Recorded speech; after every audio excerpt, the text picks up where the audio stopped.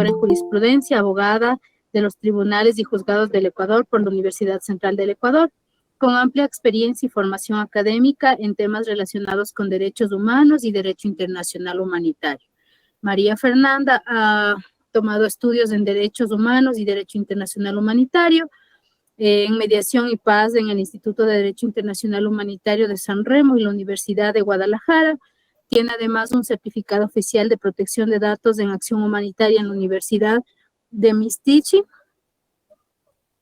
Sus principales habilidades son liderazgo y coordinación, diplomacia humanitaria, consultoría y además docencia. Su experiencia principal está centrada en la parte laboral, como coordinadora nacional del Programa de Principios y Valores de la Cruz Roja Ecuatoriana, directora de Derechos Humanos y Derecho Internacional Humanitario del Ministerio de Defensa Nacional, directora de Derechos Humanos de Paz del Ministerio de Relaciones Exteriores y Movilidad Humana, asesora en Derechos Humanos para la Fuerza Terrestre, consultora de la Red de Seguridad y Defensa de América Latina y además docente para el Departamento de Seguridad y Defensa de la ESPE y otras instituciones más. María Fernanda, bienvenida, muchísimas gracias por brindarnos parte de tu tiempo desde tan larga distancia. Esperamos que tras esta emergencia, tanto en Siria como en Turquía, pues tu familia y tú se encuentren muy bien, y bienvenida para esta clase de esta noche. Buenas noches con todos y todas, es un gusto, muchas gracias Maggie por la presentación, igual Mayor Martínez, es un gusto poder estar con ustedes esta noche de esta madrugada para mí, esta noche para ustedes, igual desearles un feliz día de San Valentín, que hayan pasado bonito con su familia y también felicitarles por el compromiso de estar todos conectados el día de hoy. Bueno, pese a que quizás hayan tenido planificado alguna actividad personal en esta noche. Así es que en honor al tiempo vamos a avanzar rápido. Yo voy a tener que apagar mi cámara. Como ustedes saben, el internet aquí en Siria no es tan estable. En Damasco, yo estoy aquí justo en la ciudad de Damasco, no es tan estable, entonces yo voy a tener que apagar mi cámara para darle más estabilidad al internet. Voy a hacer una presentación. Mi tema es justamente preparación para las negociaciones. Yo previamente les he mandado un material, es del material que lo considero el más útil para poder tener una buena comprensión del tema. Además, yo sé que muchos de ustedes les gusta leer y por eso les enviamos también 2 lecturas complementarias. Una de esas lecturas específicamente habla sobre esta contribución que hace el enfoque de género en los procesos de negociación. Entonces, creo que para el final quedan las preguntas y respuestas. Vamos digamos, a avanzar puntual. Pero también quería comentarles que lo que he preparado aquí igual es extra a las lecturas, o sea, complementa todo lo que ustedes han leído, las comentarios. Entonces, sin más que decir, vamos a avanzar. Si tienen alguna duda, alguna pregunta, pues la notan y al final la vamos viendo. Voy a apagar mi cámara para poder comenzar. Listo, preparación de negociaciones.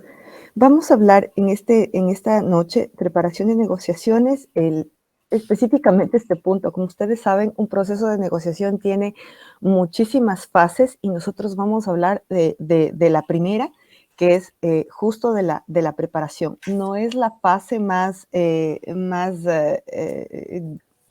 compleja y grande, sin embargo, vamos a abordar puntualmente. Para hablar de preparación para una negociación o una mediación de conflictos, vamos a partir de la base legal. ¿Cuál es la base legal? Esta Carta de Naciones Unidas en el artículo 33. ¿Qué nos dice este artículo 33? Nos dice que las partes en una controversia que ponga en peligro el mantenimiento de la paz y la seguridad internacionales tratarán de buscarle solución. Ante todo, mediante la negociación, la investigación, la mediación, la conciliación y el arbitraje. Entonces, es interesante cómo podemos ver que ya en el año 1945 se considera a la negociación, la mediación, el arbitraje como uno de los mecanismos con los cuales se puede prevenir un conflicto, se puede tener la paz, justamente como señala aquí, cuando hay este peligro en cuanto al mantenimiento de la paz. Ahí podemos ver, la foto no se elige de manera casual, la foto fue tomada al conmemorarse 20 años de los acuerdos de Guatemala. Luego, en el año 2014, viene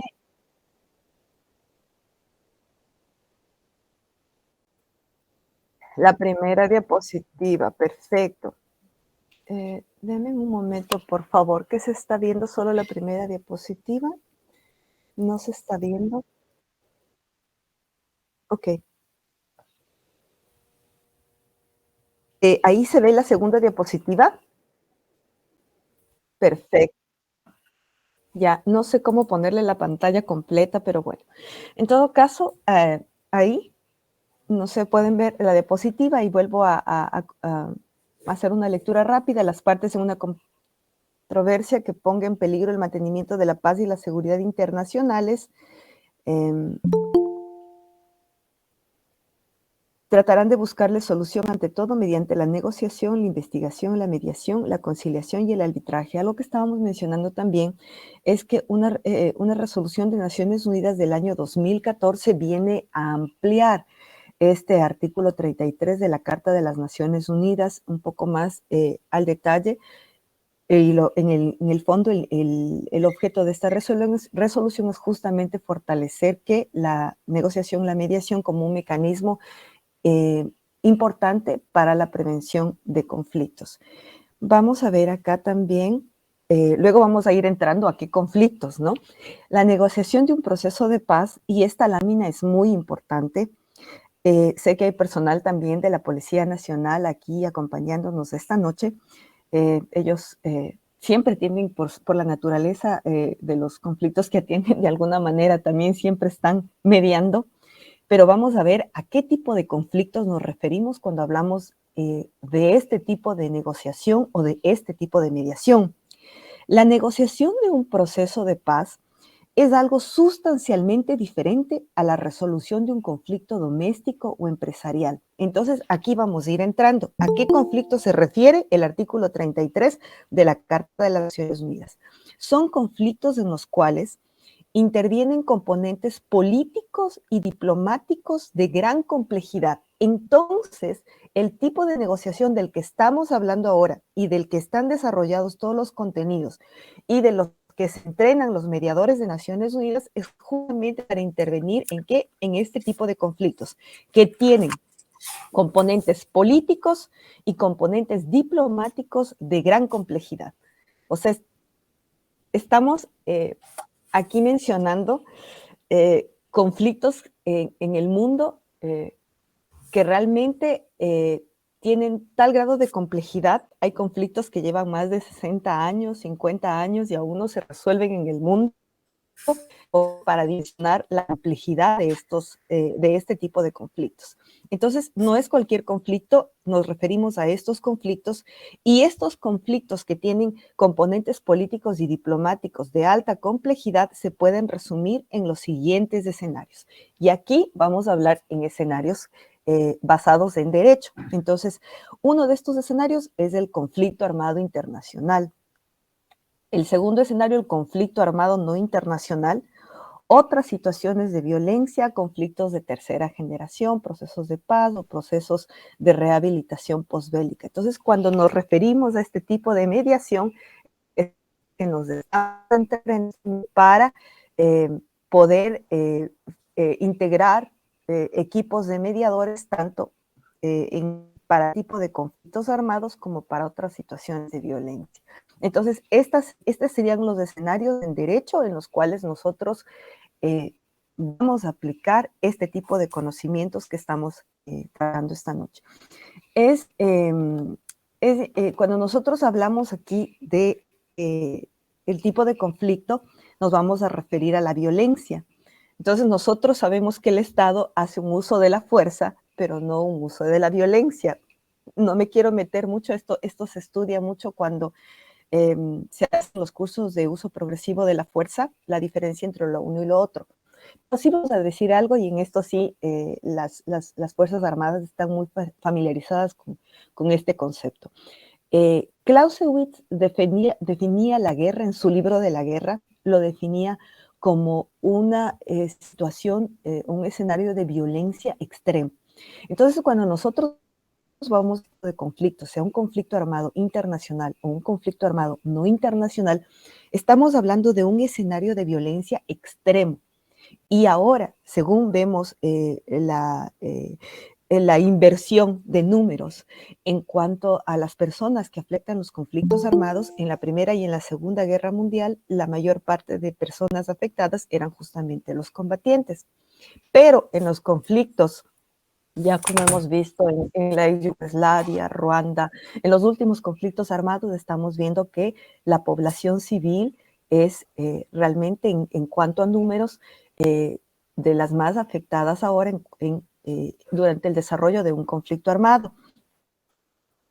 Interesante escenario que se mire en perspectiva años futuros, y quizás lo estamos viendo ahora un poco más con el uso de tecnologías como drones, con el tipo de ataques que se dirigen, y además es interesante cómo ahora esto de la población, de cómo vamos los seres humanos poblando el mundo.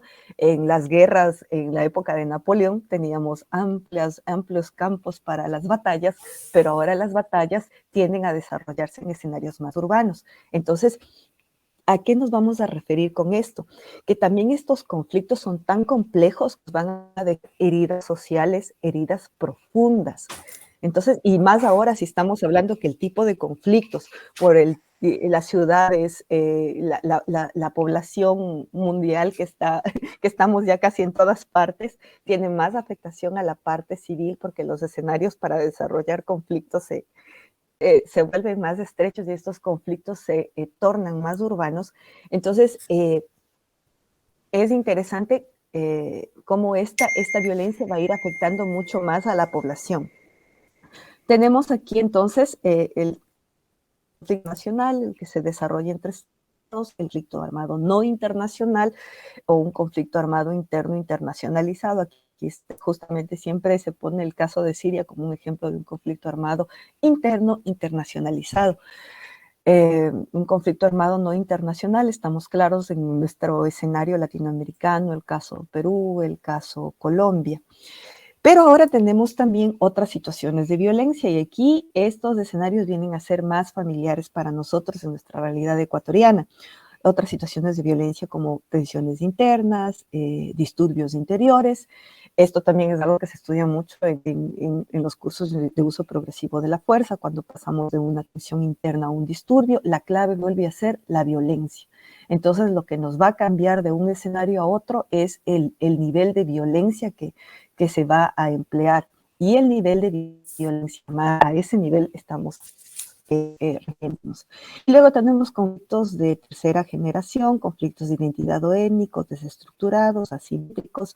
Aquí también es interesante, se habla mucho de zonas grises, pero en realidad, así sea una zona gris, siempre hay un derecho aplicable, y eso es, digamos, algo que siempre tenemos que tenerlo claro. O sea, no es que hay una zona que tenga un vacío de derechos, siempre hay un derecho que se va a aplicar, y justamente desde el trabajo, en el caso de las jornadas de los asesores jurídicos operacionales, en caso de la policía, no sé cómo se maneje internamente.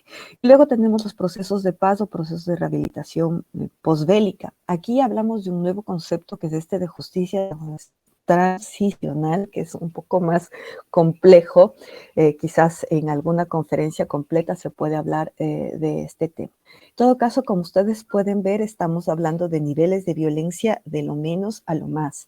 Entonces, las tensiones y los disturbios lo podemos ver aquí, en este nivel, pero claro, ya cuando vamos a los niveles superiores de conflicto armado, ya estamos hablando de otro tipo de empleo de la fuerza, y también la violencia va a tener también un cambio de escenario. Entonces, cuando hablamos de los procesos de negociación, hablamos de una preparación de negociaciones, de mediaciones para la paz, nos estamos refiriendo a estos escenarios de conflicto armado hasta los procesos de rehabilitación posbélica, que muchos de ustedes que han participado en misiones de paz están familiarizados con estos contextos. Vamos a avanzar. En todo caso, es interesante cómo vamos recapitulando la base legal de la Carta de las Naciones Unidas. Luego tenemos a los componentes políticos, componentes diplomáticos de alta complejidad, dónde están este tipo de conflictos según el derecho, están categorizados en conflictos armados internacionales, no internacionales, o conflictos armados no internos internacionalizados. Estamos hablando de situaciones de tensiones y disturbios, que es lo que un poco ya bien. Estamos hablando de estas etapas postbélicas. Entonces, en todos estos escenarios, vuelvo a la diapositiva, podemos aplicar este tipo de negociación. ¿Por qué componentes políticos complejos? Vamos a ver luego en la última diapositiva, pero aquí vamos a ver un escenario y es el escenario que nos topa a todos en la región. La región de América Latina tiene escenarios de violencia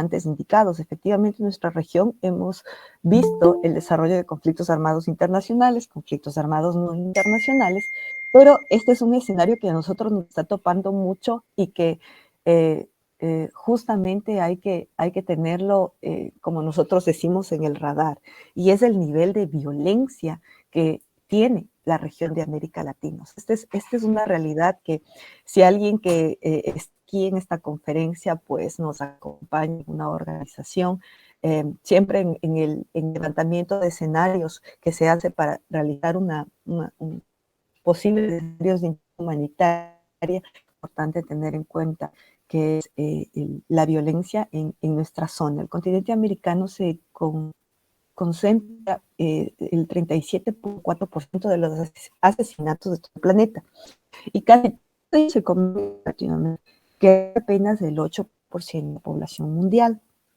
La tasa de homicidios a nivel global es de 6.1 por 100.000 habitantes. En Centroamérica llega a 25.9 y en Sudamérica en 24.2. Desde el año 2000 fueron asesinados violentamente más de 2.5 millones de latinoamericanos. El crimen organizado desde el año 2000 causa la misma cantidad de muertes en todo el mundo que los conflictos armados. Esto afecta especialmente a los latinoamericanos. Puede que las cifras ustedes las encuentren, hayan tenido alguna variación, sin embargo, yo me tengo que remitir a fuentes oficiales para mostrarles a ustedes los datos.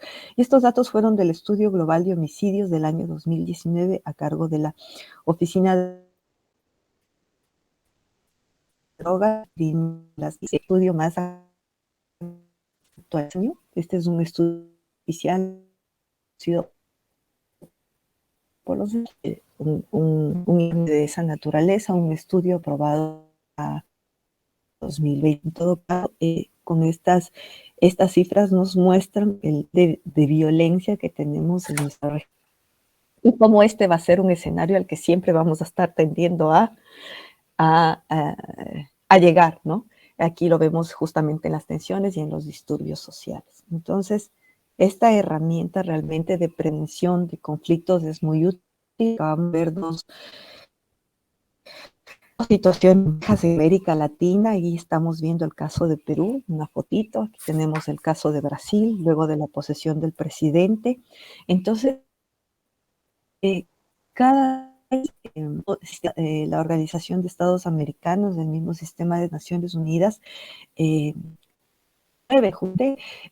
esta negociación, esta mediación con conflictos. Lo hemos vivido también en Ecuador, justamente en el paro del 2019, vemos el desenlace que fue a través de un proceso de negociación llevado a cabo o liderado más bien por la Organización de Naciones Unidas. Entonces, miren, cómo aquí es claro que para hablar de este tipo de conflictos, el componente político es un componente fundamental, porque justamente es desde la parte política donde tiene que haber esta respuesta para negociar. justamente ahora en el país esta función la cumple el Ministerio de Gobierno, entonces ahí es donde está la parte, el componente político que tiene que mantener estos diálogos, mantener estas negociaciones, lo ideal para prevenir los conflictos.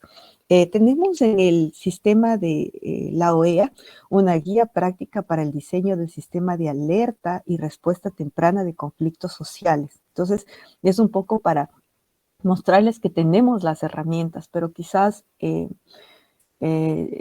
tenemos que lograr un mejor entrenamiento también en la parte política para llevar a cabo este tipo de negociaciones con estos componentes tan complejos que hay que balancear.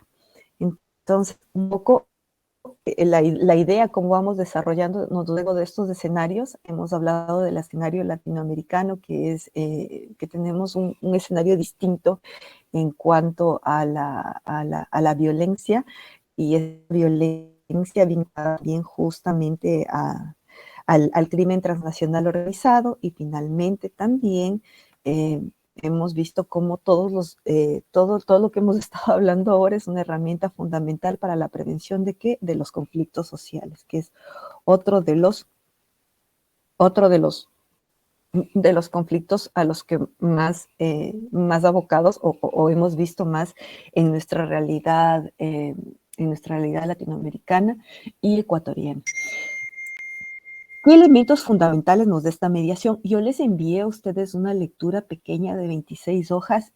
Ese realmente es un cuadernillo que todo el que empiece a estudiar mediación para la paz es la lectura básica obligatoria, porque es un cuadernillo de Naciones Unidas sobre los principales elementos para una negociación de paz.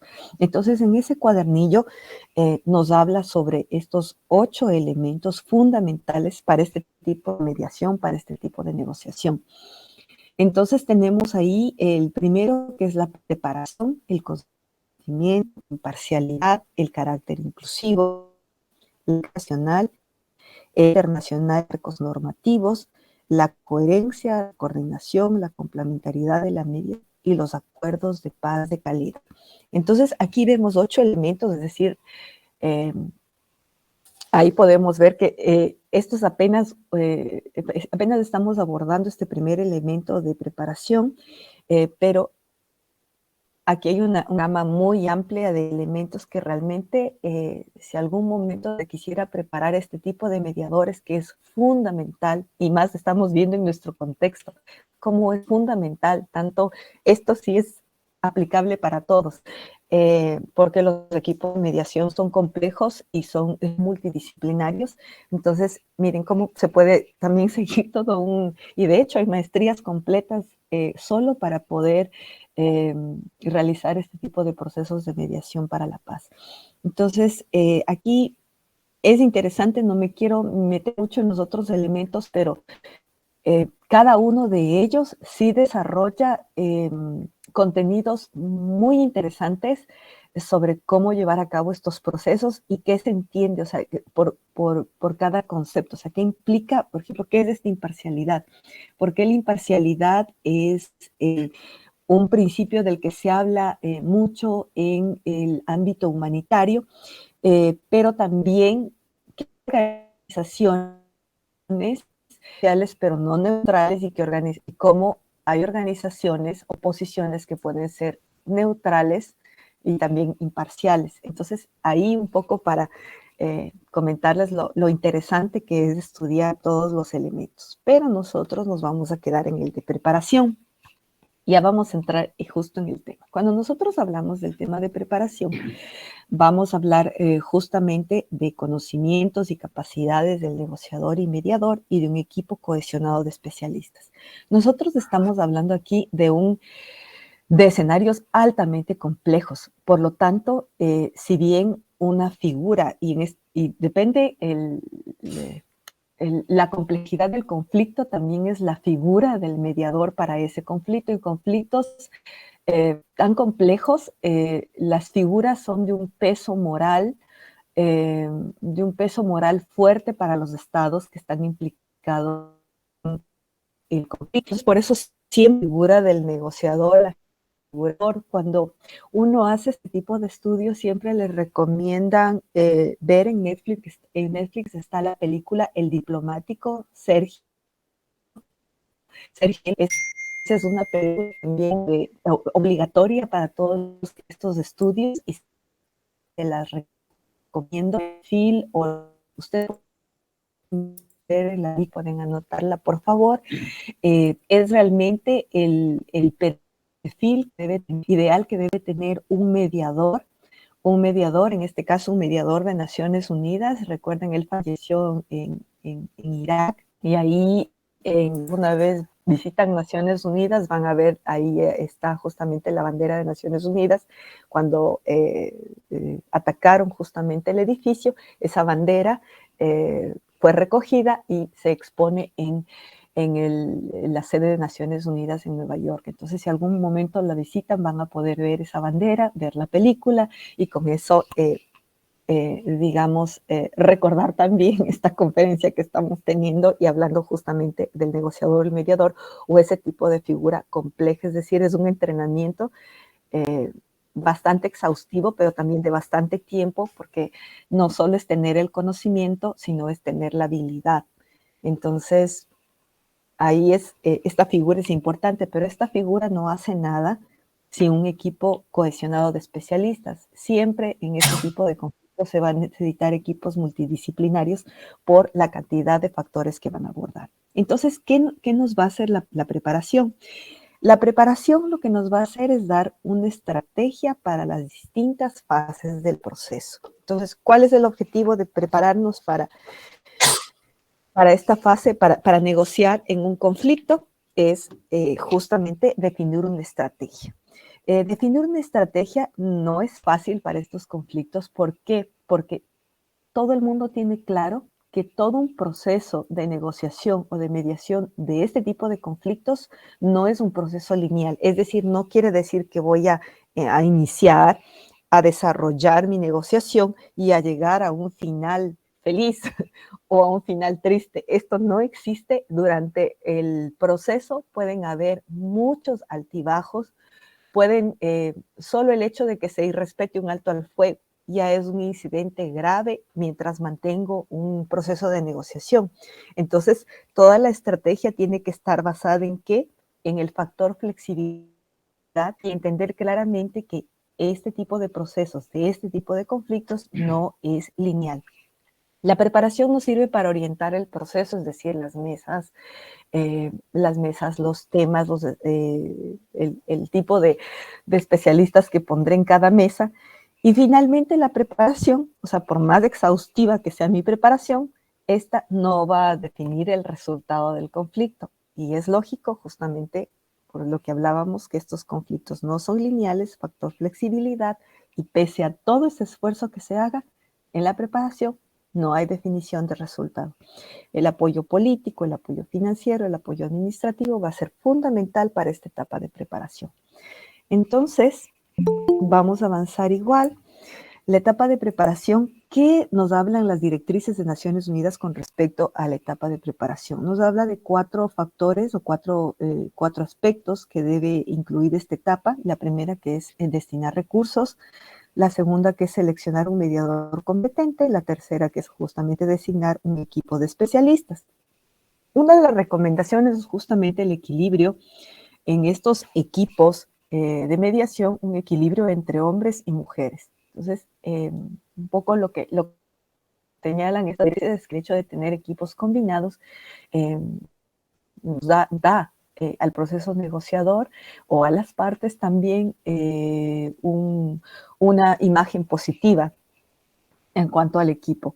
Y 4, realizar análisis de conflicto y evaluaciones periódicas. Entonces, según las directrices, estos son los cuatro elementos que se contemplan en el proceso de preparación. Entonces, una de las herramientas más importantes en el proceso de preparación es el mapeo del conflicto. Hay muchas metodologías, pero vamos a ver realmente qué es el mapeo del conflicto, una forma de presentar un análisis sistemático del conflicto. Pueden haber muchas metodologías para hacer esto. Intenta identificar los problemas y cuestiones a considerar en cualquier estrategia de intervención y finalmente debe ser indicativo más que exhaustivo. Entonces, hemos visto qué es la preparación, en qué consiste la preparación en la lámina anterior y en esta lámina estamos viendo que la herramienta más importante de la preparación, que es este mapeo, cual una metodología estimada, hay guías de orientación, sí, que vienen más desde el ámbito académico, pero un mapeo como una guía de orientación de Naciones Unidas sobre el mapeo del conflicto como tal, no la tenemos, orientaciones sí, pero este mapeo del conflicto es fundamental justamente para hacer este análisis sistemático y por qué al final decimos que debe ser indicativo más que exhaustivo, es decir, la idea es tomar una radiografía de lo que está sucediendo. Sin añadir más o menos, simplemente tratar de hacer una radiografía, una fotografía de lo que está sucediendo en cuanto a los actores. Entonces, en este mapeo del conflicto tampoco vamos a tratar más a fondo en esta conferencia. Sigue justamente lo que les hablaba, se cuenta con guías para el conflicto, pero también existen niveles de análisis. Entonces, primero, si el conflicto es complejo, también en este mapeo del conflicto es importante la participación de autoridades en el nivel militar, en el nivel político y en el nivel diplomático. Entonces, quizás haya, si el conflicto es complejo, quizás haya una fase que tenga que hacerle sí los técnicos de este mapeo, pero también otra fase en la cual más bien sean estas autoridades que están direccionando, llevando en ese momento los tres ámbitos que están en la diapositiva, pues tengan también que hacer este tipo de análisis para tener otro insumo, el enfoque.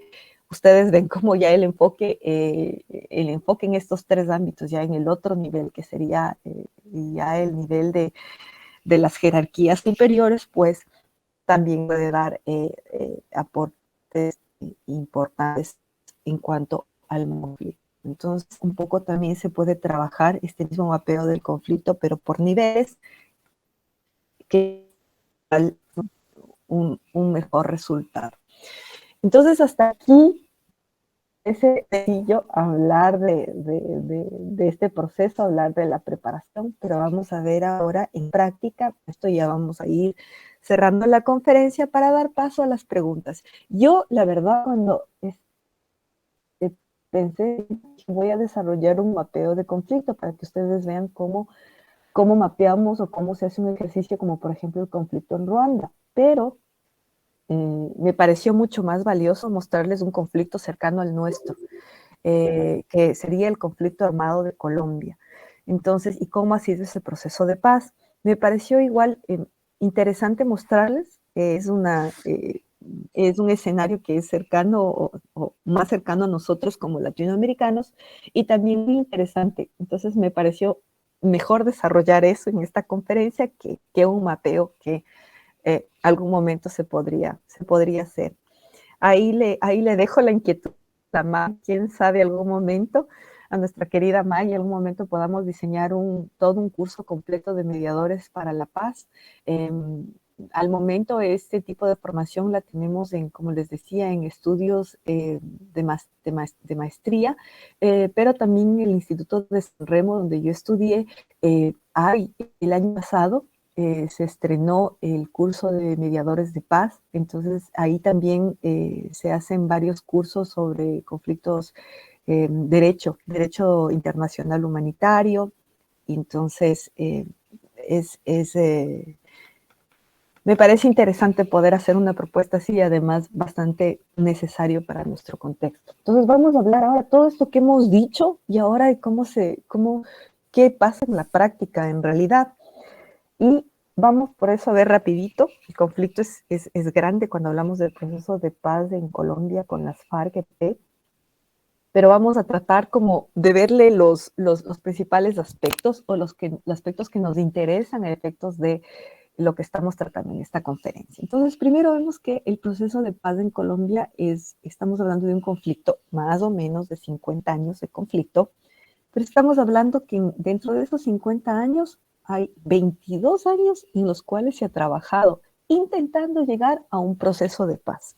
Entonces, en el mundo hay conflictos tan complejos que igual es tan difícil llegar a resolverlos. El proceso realmente inició en el año 1982 y durante todo el proceso de negociación de paz han habido diferencias sustanciales en el enfoque y en el manejo del conflicto.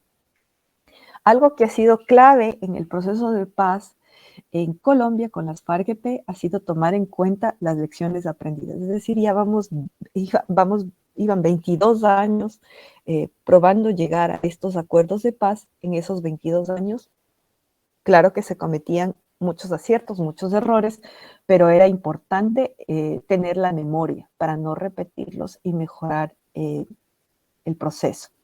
Entonces, esto es un poco para ver la dimensión de este tipo de conflictos y realmente cuánto nos demandan en el tiempo. Las negociaciones empiezan cuando el conflicto llega a su madurez.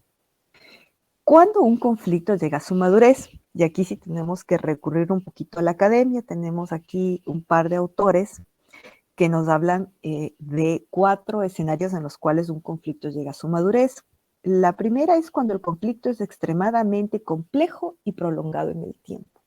Entonces, imagínense un poco en este tipo de conflictos, hablemos del conflicto Palestina-Israel, es un conflicto que igual lleva muchos años y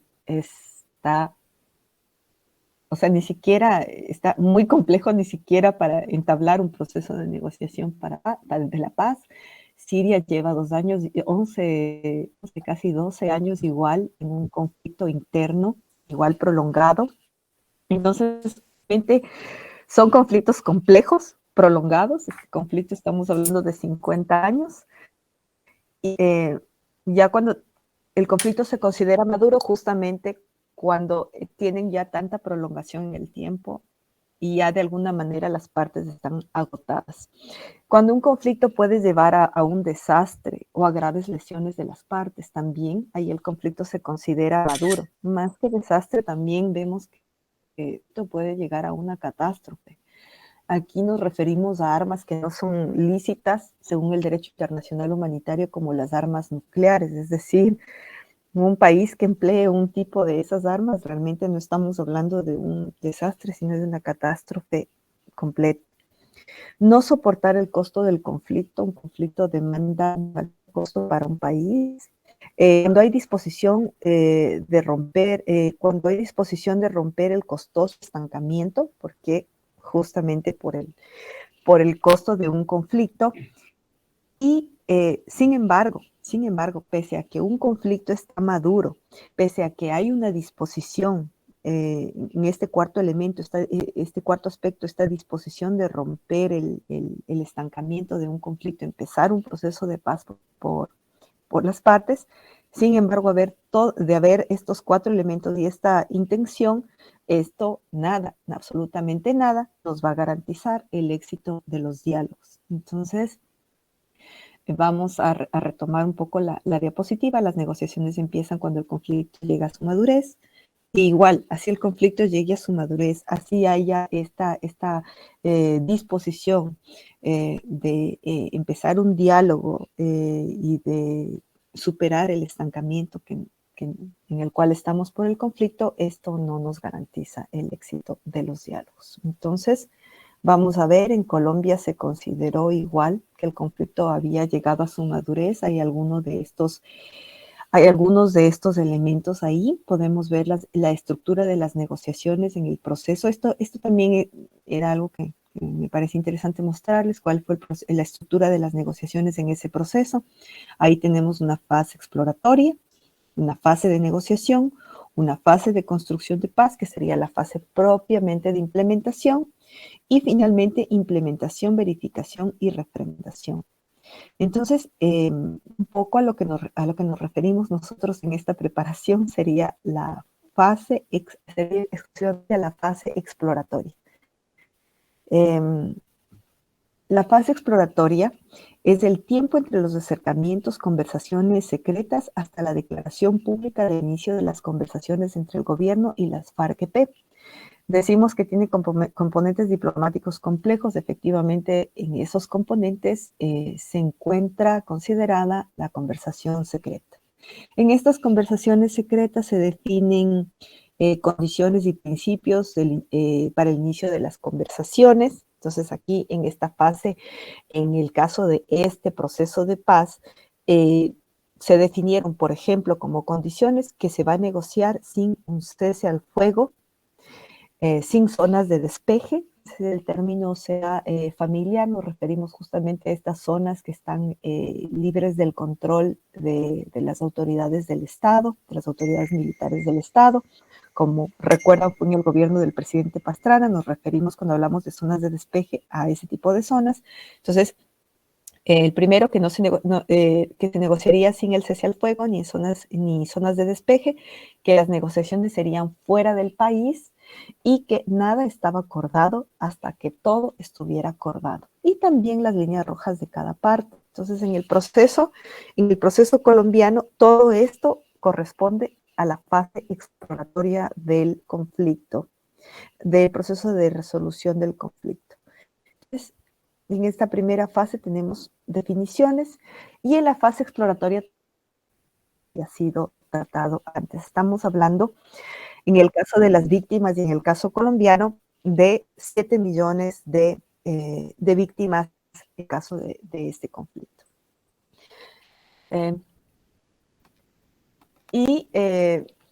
Esta sería, cuando nos referimos a la fase exploratoria, sería justamente cuando hablamos a lo que nos hemos referido anteriormente como fase de preparación. Un poco para cerrar ya, podemos ver que en esta fase exploratoria se tenía previsto que durara de 4 a 8 meses en el proceso de paz colombiano. En realidad, esta fase exploratoria, estamos hablando que ha durado unos 4 años. El proceso de negociación, de igual manera, se estimó que dure unos 5 meses, en la práctica duró 4 años. El proceso de negociación tuvo y la fase de construcción de paz o la fase de implementación, según los acuerdos, nos dice 10 años, pero podemos ver, según la información precedente, que puede durar mucho más que 10 años. Entonces, cuando nos referimos a este tipo de conflictos tan complejos, nos referimos también a soluciones que en la lógica del proceso de paz colombiano respondería a lo que nosotros hemos visto aquí como negociación.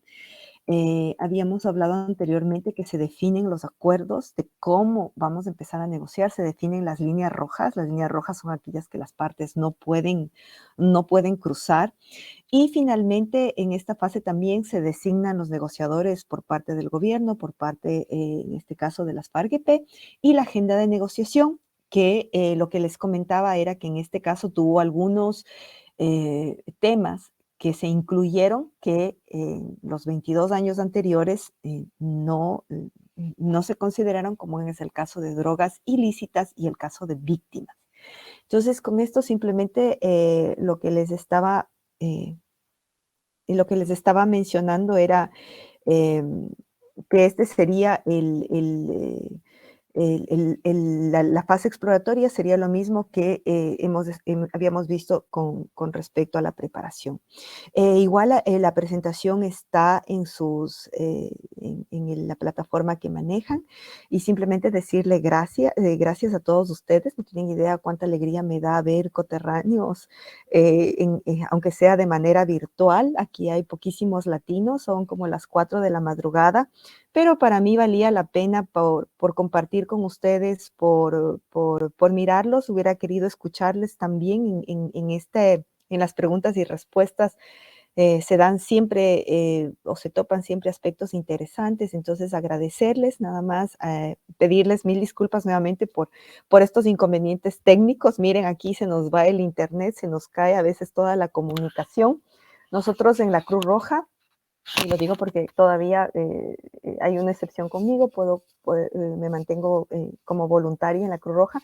Nosotros seguimos entrenando los equipos con lápiz y papel, porque justamente en este tipo de conflictos lo primero que hacen es caerse servicios básicos, comunicaciones. Entonces nosotros seguimos entrenando a la gente cuando hace recolección de datos después de un conflicto o de un desastre, pues hacerlo a la manera tradicional, el lápiz y el papel. El Internet es una maravilla como funciona en Ecuador, y les agradezco muchísimo a todos ustedes por su paciencia y por este 14 de febrero estar aquí participando en esta conferencia. Creo que eso refleja un alto compromiso. Muchísimas gracias, Maggie, muchísimas gracias a todos y todas. Creo que también hay a la disposición el correo electrónico, el número de teléfono, dentro de la información que le entregué al mayor. Quedo a sus órdenes. Gracias, Maggie, gracias a todos y todas ustedes. Gracias, estimados participantes, gracias, Fernanda, tan distante, pues nos has apoyado con esta clase de hoy. Nada más quisiera darles unos minutos a los participantes para sus incidencias, tal vez consultas, inquietudes y preguntas, aprovechando que todavía tenemos a María Fernanda conectada.